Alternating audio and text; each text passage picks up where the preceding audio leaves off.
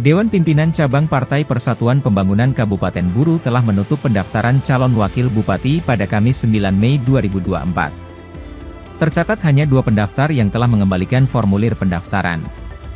Hal itu dikonfirmasi Ketua Tim Penjaringan, Abidin Kabau, sesuai arahan dari DPW PPP, pendaftaran Cawagup tutup pada 9 Mei 2024.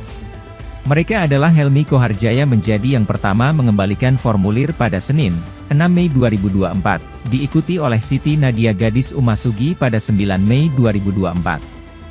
Namun, PPP Kabupaten Buru juga telah memperpanjang waktu pendaftaran hingga 13 Mei 2024.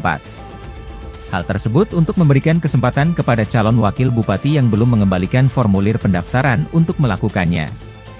Ia melanjutkan, PPP Kabupaten Buru akan memprioritaskan calon wakil bupati yang telah mengembalikan formulir pendaftaran.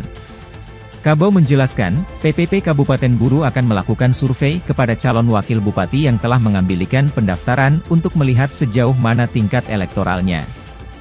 Survei tersebut akan dilakukan pada pertengahan Mei 2024. Diketahui, sudah ada 7 calon wakil bupati yang mendaftar di Sekretariat DPC PPP Kabupaten Buru. Mereka adalah Helmi Koharjaya, Sudarmo, Iksan Tinggapi, Robi Nurlatu, Siti Nadia Gadis Umasugi, dan Mustafa Latukonsina, dan Arifin Latbual.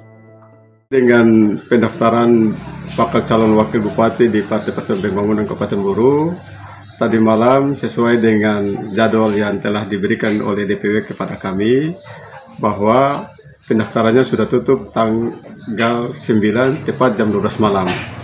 Dan pada saat itu juga Ibu Nadia Umasugi telah juga mengembalikan formulir pada saat injury time tersebut. Namun setelah selesai penjaringan tersebut, kami berkonsultasi dengan Ketua DPW bahwa penutupannya sudah berakhir. Lalu ada saran dari Ketua DPW untuk membuka kembali sampai batas tanggal 13. Hal ini bertujuan untuk menambah atau memberitahu kepada rekan-rekan yang telah mendaftar namun belum mengembalikan formulir tersebut.